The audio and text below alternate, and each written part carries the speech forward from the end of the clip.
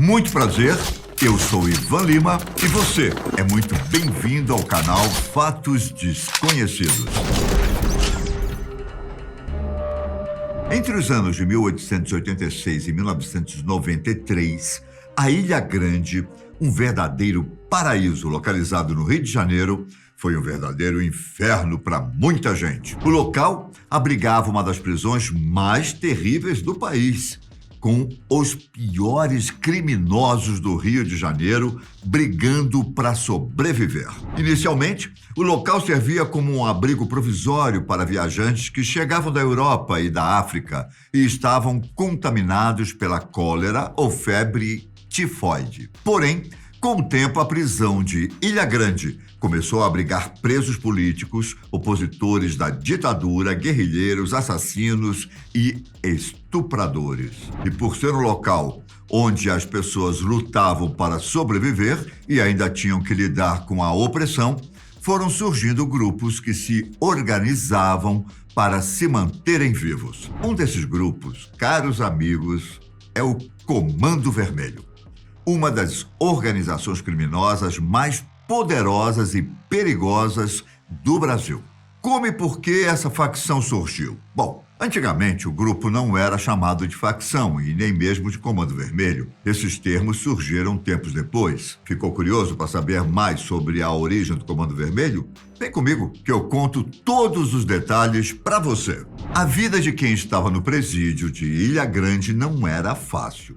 As dificuldades, humilhações e violência extrema eram comuns. E como eu disse anteriormente, a única forma de sobreviver era se organizando. As chamadas falanges, os grupos que se organizavam dentro da prisão, geralmente eram formadas por pessoas que viviam no mesmo bairro e cada uma delas dominava certa parte da prisão. Uma das mais conhecidas era a Falange do Jacaré, que era formada pelos presos da Zona Norte. Mas também havia outras falanges poderosas, como a da Zona Sul. Entre os grupos havia muita violência, a ponto de ocorrer roubos, estupros e até assassinatos.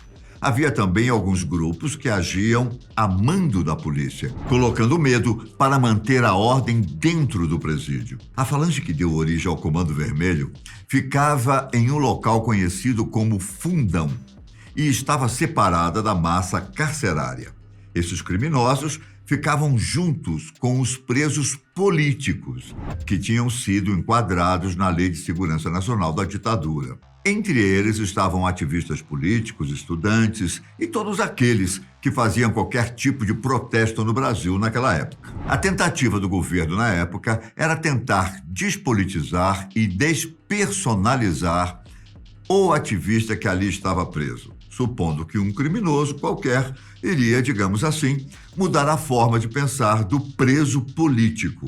Só que o que aconteceu foi exatamente o contrário.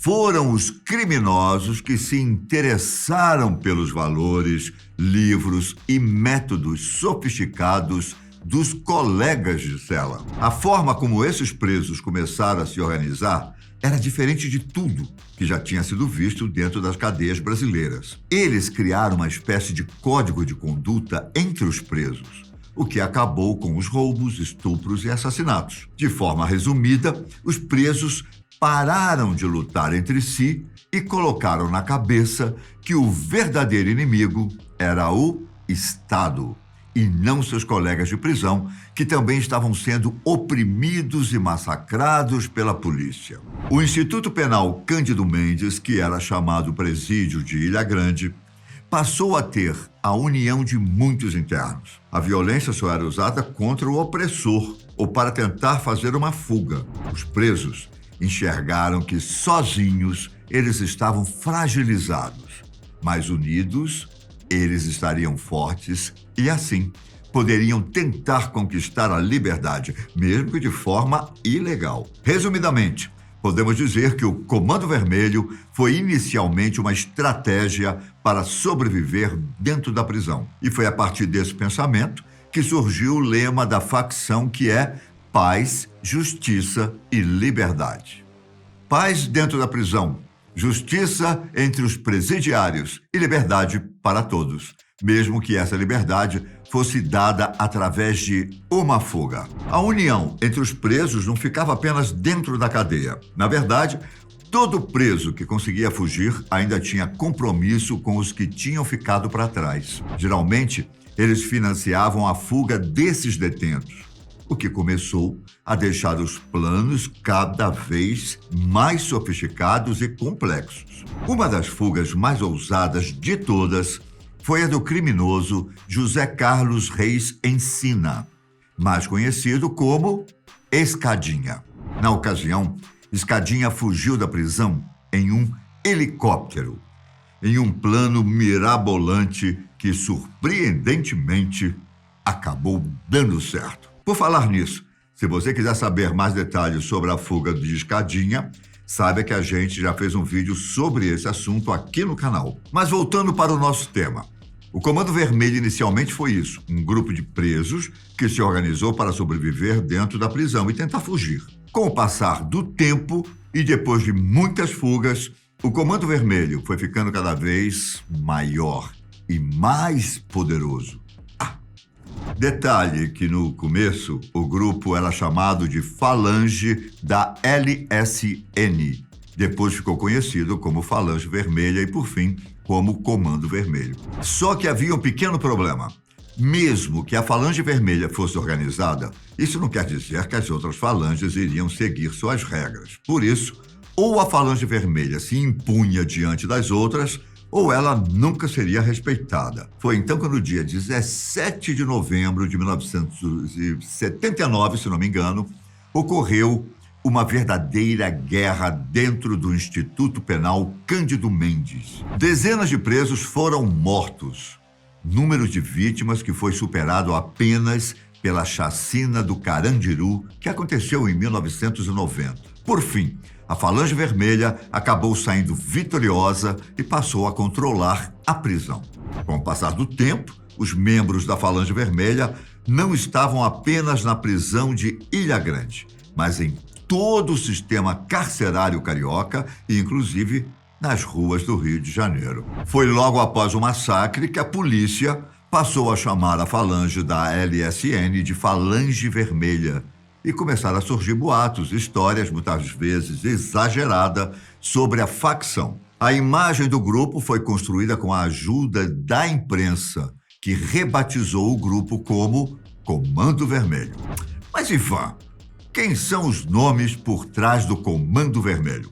Bom, apesar de ser uma organização criminosa muito grande, alguns nomes ganharam destaque. Um deles foi William da Silva Lima, mais conhecido como Professor. Ele fez parte da primeira geração do Comando Vermelho, que rapidamente foi morta pela polícia. Mas foi a segunda geração que ajudou a consolidar o Comando Vermelho nas favelas e no tráfico de drogas. Rogério Lengruber, conhecido como Bagulhão ou Marechal.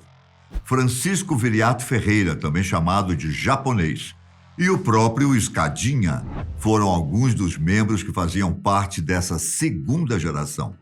Se na década de 70 o Comando Vermelho era apenas um aglomerado de presos tentando sobreviver dentro da prisão de Ilha Grande, a explosão do tráfico de drogas e o alto consumo de cocaína em todo o mundo levou a facção a outro patamar. O Rio de Janeiro era uma ótima localização para o tráfico de drogas colombiano, pois a cidade era usada para levar a droga para a Europa. Além disso, os próprios cariocas consumiam muita cocaína, o que fez o tráfico se tornar uma atividade extremamente rentável nas favelas cariocas, onde a polícia não tinha controle. Resumindo o contexto da época, o Comando Vermelho tinha se tornado uma organização criminosa extremamente poderosa.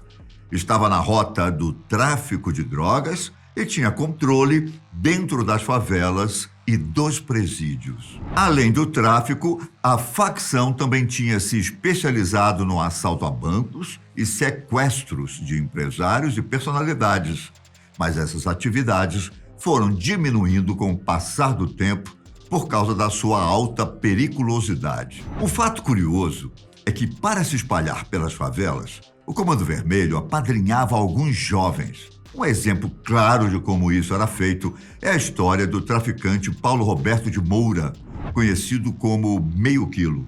Ele era traficante e assaltante que dominava a favela do Jacarezinho. Quando Meio Quilo foi preso, ele conheceu alguns membros do Comando Vermelho.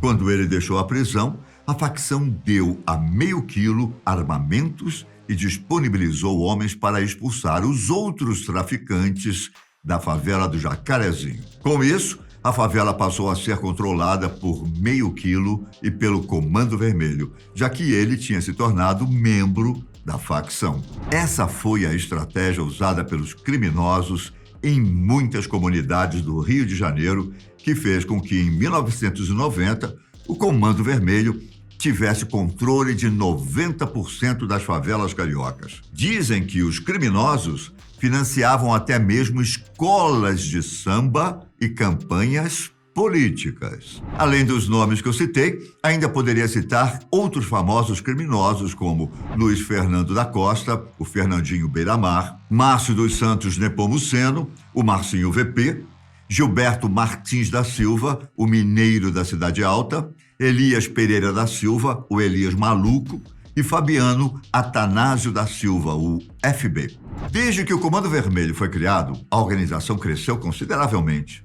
Atualmente, os membros da facção, um número desconhecido de criminosos distribuídos em uma dezena de estados brasileiros, contam com um enorme poder bélico, incluindo fuzis e granadas, o que dá o poder para combater cada operação policial que os persegue. Além disso, os conflitos com as outras facções incomodam muito mais do que a polícia, já que existem outras organizações criminosas tão poderosas quanto o Comando Vermelho. Essa foi a história sobre como surgiu uma das facções mais perigosas do Brasil.